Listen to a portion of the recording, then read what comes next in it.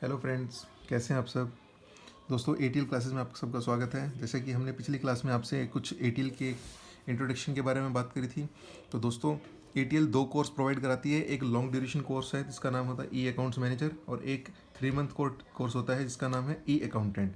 तो दोस्तों, अभी हम कोर्स कर रहे हैं ई अकाउंटेंट का, जो कि मार्केट में बहुत ज़्यादा डिमांड पे है। तो इस कोर्स को वैसे अगर आप जानते हैं तो कुछ इंस्टीट्यूट हैं जो इसको 25 से 30 हज़ार रुपये के प्रोवाइड करते हैं, और बढ़ते बढ़ते ये कोर्स लगभग 50 से 60 हज़ार का पहुंच जाता है मार्केट में। अगर हम इस कोर्स की बात करें तो ये मार्केट की वैल्यू में लगभग 25 हज़ार से लेकर 40 हज़ार तक का प्रोवाइड होता है। डिपेंड करता है किस इंस्टीट्यूट से, किस लोकेशन से आप इसको कर रहे हो। लेकिन हमारे यहाँ पर दोस्तों यह एकदम फ्री है।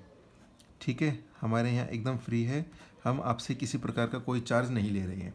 तो ज़्यादा टाइम वेस्ट ना करते हम अपने ई अकाउंटेंट कोर्स को स्टार्ट करते हैं। ई अकाउंटेंट कोर्स में बेटा शुरुआत हम करेंगे अकाउंट से, और अकाउंट्स का बेसिक इन्फॉर्मेशन। हो सकता है आप में से बहुत से लोग जो कि अकाउंट्स के बारे में नहीं जानते हैं, हो सकता है कुछ लोगों को अकाउंट्स के बारे में कुछ पता होगा। लेकिन हमारी जो शुरुआत है, जो हमारे डिज़ाइन है, वो कुछ इस तरीके से किया हुआ है कि ये सबके लिए बहुत आसान रहे। दोस्तों, अकाउंट्स को शुरुआत करने से पहले मैं आप सबसे एक क्वेश्चन जानना चाहूँगा कि अकाउंट्स की रिक्वायरमेंट क्यों पड़ी, हम अकाउंट्स क्यों पढ़े, क्या रिक्वायरमेंट आई। ऐसा नहीं कि क्यों पढ़े, मतलब से ये मतलब नहीं कि क्यों पढ़ने आए यहाँ पर, हम क्यों पढ़ने आए। जाहिर सी बात है जॉब के लिए, क्योंकि कंपनी में इसकी रिक्वायरमेंट है। बट मेरा मतलब है अकाउंट्स की जरूरत क्या पड़ी और इसके सिद्धांत क्या है। छोटी सी इसकी चर्चा कर लेते हैं, हमेशा के लिए आपके डाउट्स क्लियर हो जाएंगे इस चीज़ को लेके। दोस्तों, फॉर एन एग्जाम्पल, आपको घर वालों ने दिए 100 रुपये और कहा जाओ मार्केट से कुछ सामान लेके आ जाओ। आप गए उस मार्केट से, सामान लेके आए, उसमें से लगभग मान लो 70 रुपये का। ठीक है, आप उसमें 70 का सामान लेके आए और आपने बचे हुए 30 रुपये अपने पास रख लिए या घर वालों को दे दिए। उम्मीद है कि नहीं दोगे घर पे, छोड़ो, अलग बात है। तो अगर आपसे अब 2 दिन बाद पूछा जाए कि बेटा आपको 100 रुपये दिए थे, आप क्या लाए, तो जाहिर सी बात आप बता दोगे कि भाई मैं 70 रुपये का सामान लाया और 30 रुपये मैंने वापसी दे दिए थे। अगर यही चीज़ आपसे 1 महीने बाद पूछी जाए तो हो सकता है किसी की मेमोरी शार्प है, वो बता पाएगा। ठीक है, कि भाई मेरे को ऐसे 100 रुपये दिए थे, 70 का सामान लाया और 30 रुपये में हड़प गया था या मैं खा गया था। ठीक है जी। अगर दोस्तों यहीं पर आपको अब दिए जाएं मान लो 5 हज़ार रुपये, और आपसे सामान मंगाया जाए मान लो 450 का एक सामान, मान लो फिर आपसे मंगाया जाए 700 का एक सामान, मान लो आपसे मंगाया जाए 900 रुपये का एक सामान, ऐसे करके काफ़ी सारी ट्रांजेक्शन्स होती रहें। और कभी आपको फिर बढ़ा के दे दिए हों, मान लो प्लस कर दिया, आपको फिर 3 हज़ार रुपये दे दिए, फिर उसमें से घटा के मान लो 1200 का सामान मंगा दिया। तो इस तरीके से करते गए, फिर आपको 4 हज़ार रुपये दे दिए। ठीक है, तो ये ट्रांजेक्शन अगर इसके बारे में अब आपसे पूछा जाएगा तो जाहिर सी बात है आप याद नहीं रख पाओगे, आप सेम डे भी याद नहीं रख पाओगे। तो आप इन सबको क्या करते हो, आप इन सबको लिख लेते हो। जिन चीज़ों को लिखा जाता है उसी चीज़ को कहा जाता है अकाउंटिंग। लिखा जाना मतलब जो भी हिसाब हुआ, मुद्रा का, पैसे का, उन सबको लिखने को ही कहा जाता है अकाउंटिंग। बिल्कुल सरल भाषा है। आप बिल्कुल सरलता से मैं आपको बताऊं, अगर आप एक किराने की दुकान से नगद सामान लेके आते हो, ठीक है, तो क्या वो दुकानदार लिखने बैठता है? नहीं, वो बिल्कुल नहीं लिखने बैठता। लेकिन अगर आप उससे उधार सामान लाते हो तो वो कहता है 2 मिनट रुको, पहले मैं लिख लूँ जरा आपका नाम, किस डेट को क्या सामान लेके गए हो, कितने रुपए का। तो अकाउंटेंट, एक छोटा दुकानदार भी जानता है कि अकाउंटिंग क्या होती है, बट हम उसको यहाँ पर एक सिस्टमेटिक तरीके से करेंगे। तो दोस्तों, ये मैंने बताई एक पर्सन के घर की ट्रांजेक्शन। अगर यही ट्रांजेक्शन अगर किसी कंपनी के अंदर हो तो जाहिर सी बात है वहाँ नेचर ऑफ ट्रांजेक्शन रिपीटिंग होती हैं, डिफरेंट डिफरेंट नेचर्स की होती हैं, मोनोटोनस हैं और काफ़ी बड़ी अमाउंट्स में होती हैं, जिन्हें याद रख पाना असंभव है, लिटरली असंभव है, नहीं रख सकते। तो उन सबको रिकॉर्ड करना जाता है, उन सबको रिकॉर्ड किया जाता है। हम उसे रिकॉर्ड करने को ही क्या कहते हैं, रिकॉर्डिंग को क्या कहते हैं, अकाउंट्स। ठीक है, हम उन सबको क्या बोलते हैं, अकाउंट्स। हमारा काम, अकाउंटेंट का काम का होता है ट्रांजैक्शंस को रिकॉर्ड करने का। वी आपको मैं समझाऊं, जैसे कि जैसे कैमरामैन होता है, एक डायरेक्टर होता है, एक एक्टर होता है, फिल्म की शूटिंग होती है। फिल्म की शूटिंग के दौरान डायरेक्टर कहता है एक्शन, तो एक्शन कहते के साथ में एक्टर अपनी एक्टिंग परफॉर्म करता है, जो भी टास्क उसको दिया गया था, और कैमरामैन क्या करता है, उस एक्टर की परफॉर्मेंस को रिकॉर्ड करता है। तो यहाँ पर बिजनेसमैन जो होता है वो होता है डायरेक्टर, जो बिजनेस ट्रांजैक्शन है उसे कहा जाता है एक्टर, जो उसने एक्टिंग करी, और वी कैमरामैन, हम कैमरामैन के नाते उन सब ट्रांजैक्शन को रिकॉर्ड करते हैं। तो अकाउंटेंट क्या है? कैमरामैन। अब कैमरा लेके ना निकल जाना, ठीक, कैमरामैन है तो ठीक है। तो हमें समझ में आ गया कि भाई हमें बिजनेस ट्रांजैक्शंस को रिकॉर्ड करना है, क्योंकि किसी के घर में तो कोई अकाउंटेंट नहीं रखेगा ना, तो हमें उसी नज़रिए से अपने आप को प्रिपेयर करते चलना है। तो इसको थोड़ा सा और आगे बढ़ाते हैं।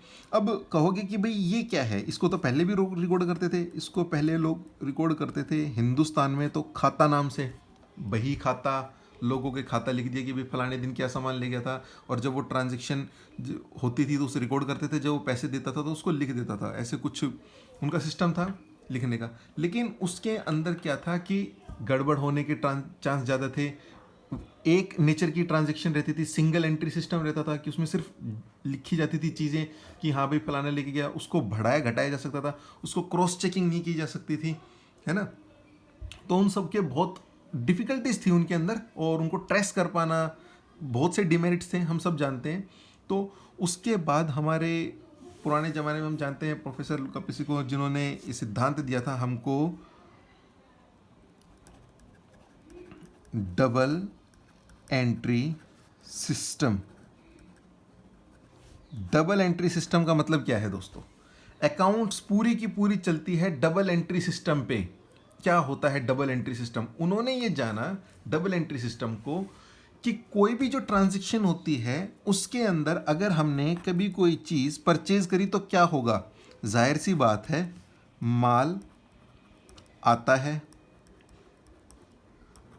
ठीक है, और क्या होता है? पैसा जाता है, ठीक है। समझ गए कि जब भी हम परचेज करेंगे तो दो इफेक्ट होते हैं, माल आएगा और पैसा जाएगा। तो जाहिर सी बात है जब हम सेल्स करते हैं तब क्या होता है? पैसा आता है और क्या होता है? माल जाता है। ऐसे ही अगर हम कोई एक्सपेंस होता है, कोई खर्चा है, तो हमें क्या होता है? सेवाएं मिलती हैं और उसके फलस्वरूप पैसा चला जाता है, ठीक है। तो अगर बैंक में भी पैसा जमा करते हैं तो जाहिर सी बात है नगद खत्म हो जाता है और बैंक में एक बैलेंस तैयार हो जाता है। अगर आप नफ़ा नुकसान भी है, हर प्रकार की चीज़ें हैं, तो उन सबको रिकॉर्ड करने के सिस्टम को कहा जाता है डबल एंट्री सिस्टम। तो भाई अब उनसे लोगों ने पूछा कि भाई ये बताओ, माल आना ले जाना आपने बता दिया, ये क्या है? मतलब माल आना जाना होता है, क्या चीज़ है ये? मतलब आपने लिख रहे हो तो होते हैं ना क्रिटिसाइज़र होते हैं हर जगह, हर चीज़ को क्रिटिसाइज़ करने वाले होते हैं, गलत कर दिया और बेहतरीन हो सकता था। तो उनसे पूछा कि भाई क्या लिखें, हम क्या लिखें, क्या कुछ नाम तो दो इनको, कुछ संज्ञा तो होनी चाहिए किसी चीज़ की। तो उन्होंने कहा भाई डबल एंट्री सिस्टम है तो जाहिर सी बात है दो ट्रांजेक्शन और दो ट्रांजेक्शन के हर दोनों ट्रांजेक्शन को एक नाम दिया जाए जो कि यूनिवर्सल एक्सेप्टेबल होनी चाहिए। तो उन्होंने नाम दिए दो सिद्धांत, डेबिट एंड क्रेडिट, ठीक है। उन्होंने क्या नाम दिया? Debit and credit. इसको शॉर्ट में हम debit DR and credit CR बोलते हैं, ठीक है।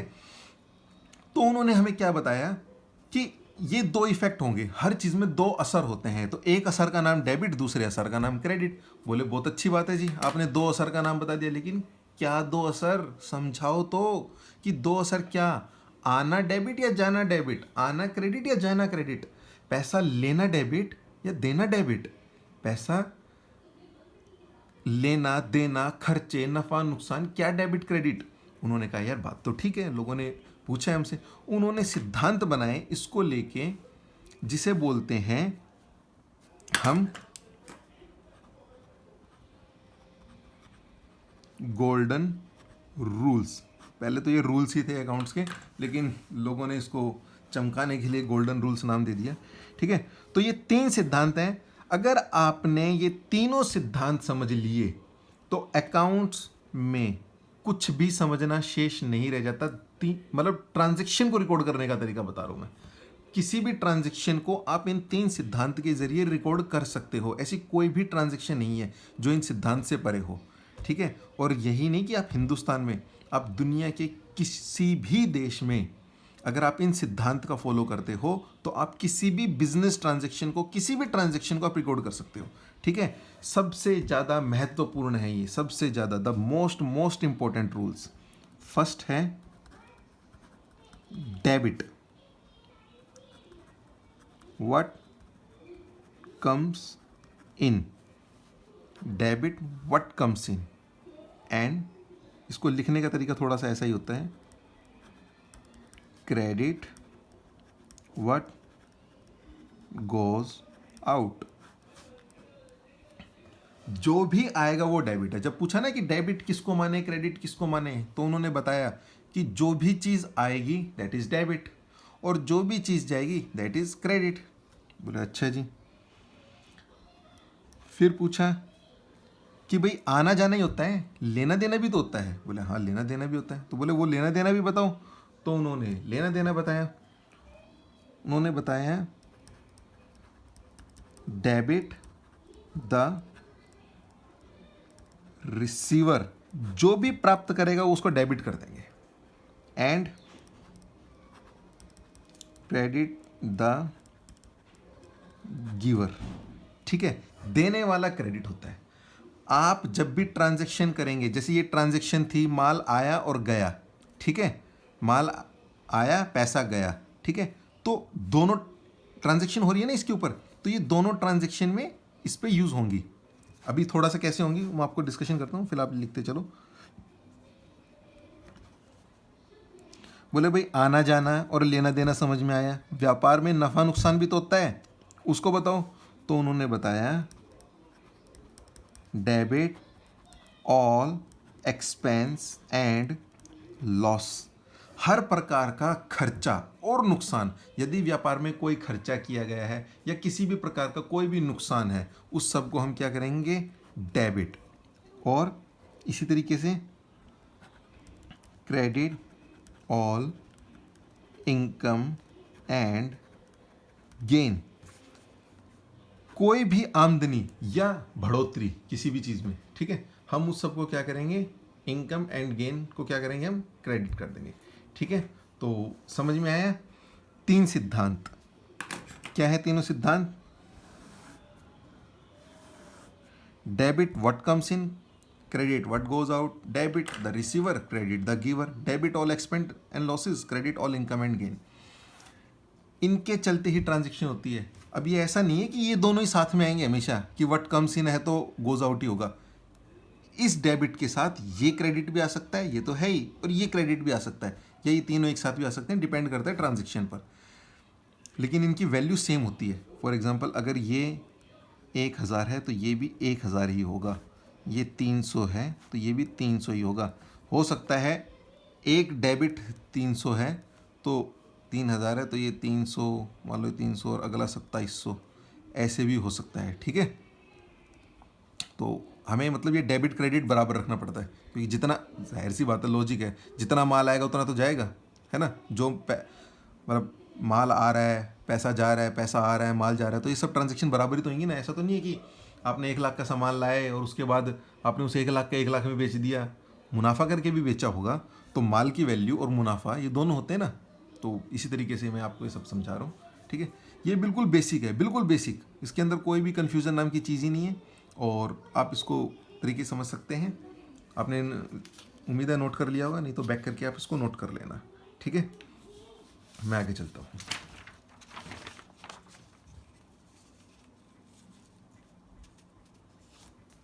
ये पेज नंबर 2 है, आपको रिकॉर्ड के लिए ध्यान रहे, ये पेज नंबर 2 है, आप रिकॉर्ड कर सकें अच्छे से। ठीक है, अब हमने ये जाना कि डेबिट और क्रेडिट के सिद्धांतों के बारे में। ठीक है, इनको ट्रांजैक्शन के माध्यम से समझने के लिए मैं आपको बताता हूँ, एक छोटी सी एंट्री करवाता हूँ जो कि आप इन सबको समझ पाओ। ठीक है, हम एक स्टार्ट करते हैं। जैसे मान लो एक छोटी सी स्टोरी बता देता हूँ तो आपको उसमें और अच्छे से क्लियर हो जाएगा।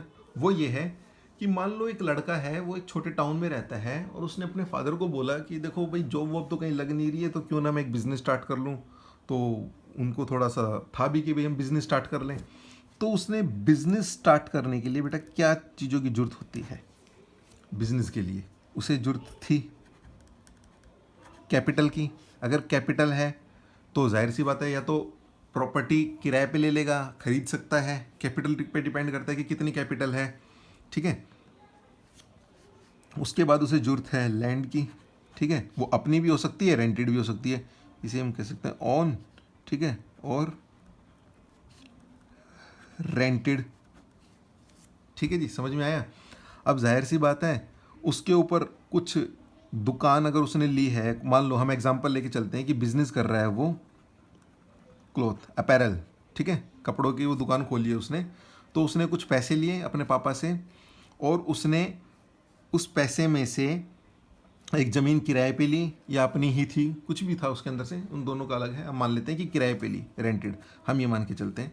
उसने कैपिटल अपने फादर से ली, रेंटेड थी, कुछ उसके पास अपना पैसा भी होगा, और उसने उस दुकान को थोड़ा सा उसके ऊपर कुछ एक्सपेंस किया, दुकान के ऊपर कुछ एक्सपेंस किया, होता है ना कपड़े की दुकान है तो लाइटिंग का और रैक वगैरह, ये एक्सपेंस किया है उसने।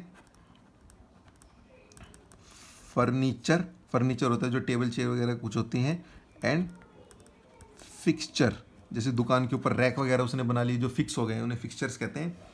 अब जाहिर सी बात है खर्चे किसी कुछ और भी होंगे, मान लो वो कपड़ा लेने के लिए शहर जाएगा तो उसका ट्रैवलिंग एक्सपेंस है, माल, अब वहाँ पर उसने क्या किया, माल को हम बेटा कहते हैं जिस भी चीज़ में हम डील कर रहे होते हैं उसे हम कहते हैं गुड्स, ठीक है, जिस भी चीज़ की हम डील करते हैं, ठीक है, या कहते हैं और मेन बिजनेस, जिस चीज़ की हम डील करते हैं उस चीज़ को हम गुड्स कहते हैं, माल आना जाना, ठीक है ना। हमने फर्नीचर खरीदा तो फर्नीचर खरीदना बेचना हमारा काम नहीं था ना, अगर काम होता तो ये गुड्स बन जाता, लेकिन फिलहाल ये गुड्स हैं। अभी हमारे गुड्स क्या मानेंगे, हम इसके अंदर मानते हैं गुड्स हमारे क्लॉथ है, ठीक है, हम मानते हैं कपड़े वो लेके आया, और जाहिर सी बात है ट्रांसपोर्ट भी होगा और कुछ ऑफिस के एक्सपेंस भी होंगे। एक्सपेंस ये क्या है, ऑफिस एक्सपेंस भी होंगे उस लड़के के, जितने भी उसने कुछ, कोई लड़का रखा होगा अपने यहाँ पर, सफाई वाला है, न्यूज़पेपर है, इलेक्ट्रिसिटी है, एसी उसने लगाया है, उन सब चीज़ों के लिए जो भी उसके खर्चे हैं, ये सब खर्चे हैं। और फिर जाहिर सी बात है उसकी सेल होगी, ठीक है। तो हम अनुमान देखते हैं और फिर यही चीज़ें रिपीट होती रहती हैं और इन्हीं चीज़ों में वो कुछ अमेंडमेंट्स करता रहता है। अब कैपिटल तो बार बार नहीं लेगा, या जाहिर सी बात है बिजनेस बढ़ाना होगा तब देखा जाएगा कि वो कैपिटल लेता है या लोन भी ले सकता है ना, लोन भी ले सकता है, जगह थोड़ी बड़ी भी कर सकता है, it's depend upon the situation. But फिलहाल अभी इतनी गहराई में हम नहीं जा रहे हैं, हम छोटे तरीके से बात करते हैं। पूंजी ली, उससे दुकान किराए पे ली, कुछ फर्नीचर लगाया, माल खरीद के लाया, ट्रांसपोर्ट का भाड़ा दिया, ऑफिस का छोटा सा खर्चा हुआ और वो माल बेचा। हम अनुमान, ये बहुत सटीक एग्जांपल है कि भाई कपड़े की दुकान पे लगभग यही काम होता है ना, और छोटी मोटी चीज़ें चलती घटती बढ़ती रहती हैं, वो एक अलग चीज़ है, वो इतनी इंपॉर्टेंट नहीं है। तो एक एग्जांपल मैं आपको देता हूँ और अपनी ट्रांजेक्शन को उस पर रिकॉर्ड करवाता हूँ आपको। हम मानते हैं mister Ashok has started business worth rupees 5 lakh, ठीक है, उसने 5 लाख रुपए से बिजनेस स्टार्ट किया, ठीक है। अभी मैं उसको ये नहीं बता रहा कि उसने पैसे कहाँ से लिए, जो भी था उसने 5 लाख से बिजनेस स्टार्ट किया, ठीक है। He has took a shop on rent ₹12,000 per month, ठीक है, उसने एक दुकान किराए पे ली 12,000 किराए पे महीने की। फिर उसने क्या किया, ही परचेज गुड्स ₹3 लाख, उसने 3 लाख का माल खरीदा, ठीक है, बिल्कुल साधारण सी, ठीक है। He paid salary to staff ₹8,000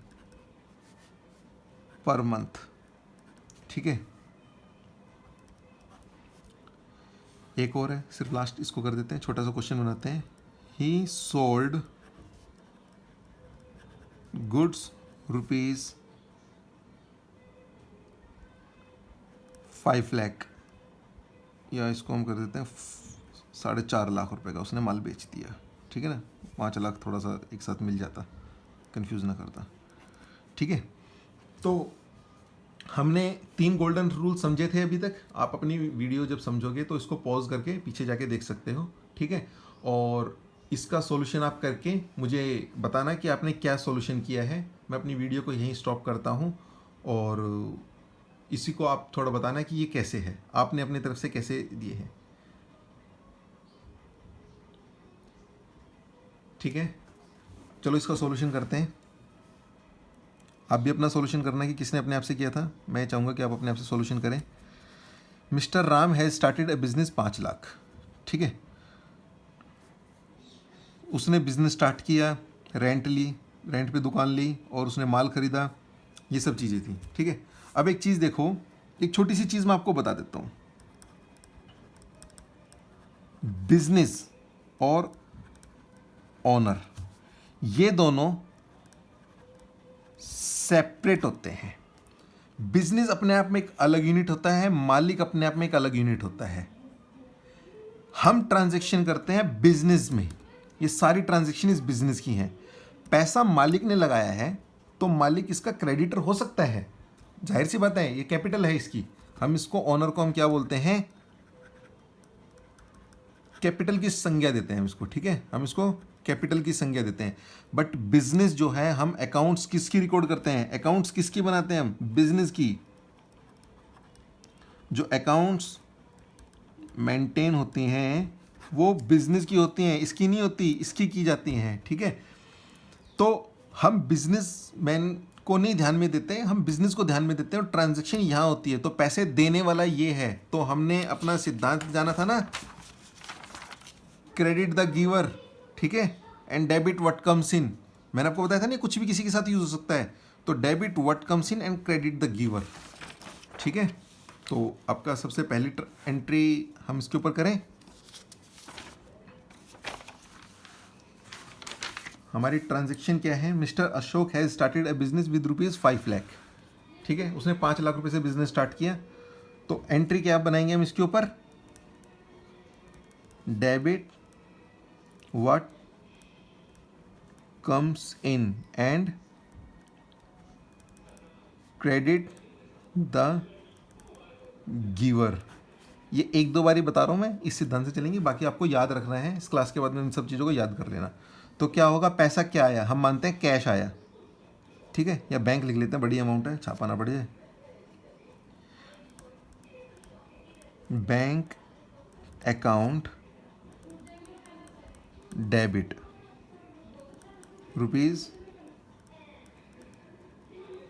₹5 lakh, ठीक है। टू किसने दिए, अशोक। अशोक को हम क्या लिखेंगे, कैपिटल, ब्रैकेट में लिख देते हैं, अशोक याद रहे, ठीक है। जब हम टैली पे करेंगे तो आपको बता देंगे कैपिटल को कैसे लिखा जाता है। कैपिटल अकाउंट क्रेडिट ₹5 लाख, ठीक है जी। होगी पहली ट्रांजैक्शन आपकी, हाँ जी होगी पहली ट्रांजैक्शन। दूसरी ट्रांजैक्शन क्या थी, उसने दुकान किराए पे ली पर मंथ। तो हम बेटा एक ही महीने की ट्रांजैक्शन लिख देते हैं, एक ही मंथ का। तो हम यहाँ क्या लिखेंगे,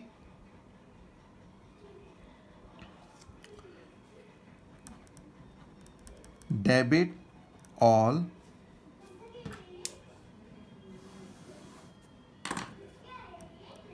एक्सपेंस एंड लॉस और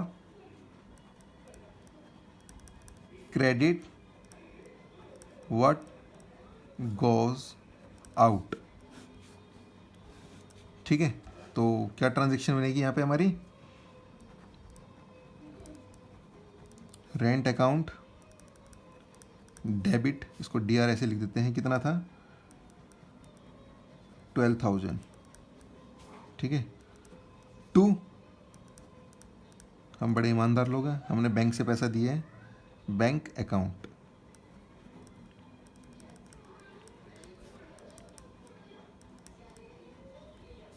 ठीक है जी। तीसरी ट्रांजैक्शन क्या थी, ही परचेज गुड्स। तो क्या होगा, डेबिट व्हाट कम्स इन, क्या आया, माल आया, और क्या गया, पैसा गया। Credit what goes out. ठीक है, तो क्या लिखेंगे हम, गुड्स अकाउंट डेबिट रुपीज़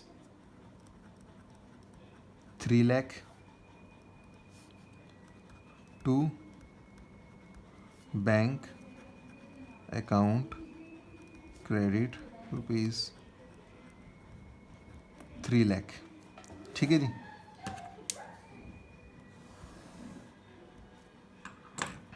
ये एंट्री 1 थी, ये एंट्री 2 थी, ये एंट्री 3 थी, ये एंट्री 4, 5 भी इसी में एडजस्ट कर देंगे हम। ही पेड सैलरी, तो उसने सैलरी दी, तो क्या बनेगा, यही वाली ट्रांजेक्शन, सेम इसी ट्रांजेक्शन को हम, यही वाला जो था उसको हम यहाँ लिख लेंगे। इसी सिद्धांत को चलाते हुए debit all expense and losses credit what goes out, salary दी ना उसने, तो क्या लिखेंगे, salary account debit to bank account credit. कितने दिए थे उसने, 8,000। कितने दिए थे उसने, 8,000। ठीक है, और फिर उसने क्या किया था, माल बेचा था। ठीक है, तो माल बेचा था, तो क्या ट्रांजेक्शन, क्या इसके ऊपर यूज़ करेंगे हम फॉर्मूला अपना, क्या रूल्स है हमारा, डेबिट व्हाट कम्स इन, क्या आया, जाहिर सी बात है माल बेचा तो पैसा आया, और क्या गया, क्रेडिट व्हाट गोज आउट, क्या गया,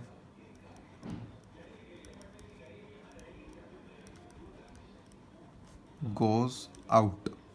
ये मैंने बिल्कुल बेसिक से बेसिक एंट्री आप लोगों को बताई है, बिल्कुल बेसिक से बेसिक, इससे ज़्यादा बेसिक एंट्री नहीं हो सकती, इससे ज़्यादा बेसिक तरीका भी नहीं हो सकता। ठीक है, तो हमारे पास क्या आया था इसमें, बैंक अकाउंट डेबिट रुपीज़ 4,50,000। ठीक है, to sales account credit rupees 4,50,000। ठीक है, ये मैंने आपको, जिन लोगों को अकाउंट्स बिल्कुल भी नहीं आती थी उन लोगों के लिए बिल्कुल बेसिक से बेसिक चीज़ें लिख के दी हैं कि अकाउंट्स को रिकॉर्ड कैसे किया जाता है। जो कॉमर्स साइड के बच्चे थे उन्होंने 11वीं क्लास में ये सब सीखा होगा, 11th क्लास में अपने सब सीखा होगा, हो सकता है उन सबको ये बोर करें ये चीज़ें, लेकिन छोड़ना नहीं है, ध्यान देना है, क्योंकि हम एक साथ जंप मारेंगे बहुत आगे। ठीक है, तो हमने जाना जरूरत क्या पड़ती है अकाउंट्स की, क्यों जरूरत पड़ी, सिद्धांत क्या थे, फिर जो गोल्डन रूल्स बनाए थे वो क्या थे,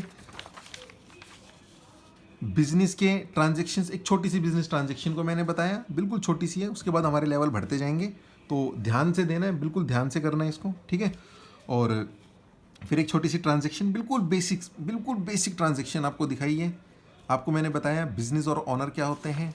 ठीक है, और फिर मैंने आपको उन ट्रांजैक्शन को, जो अपना क्वेश्चन दिया था उसको सॉल्व करके दिखाया है।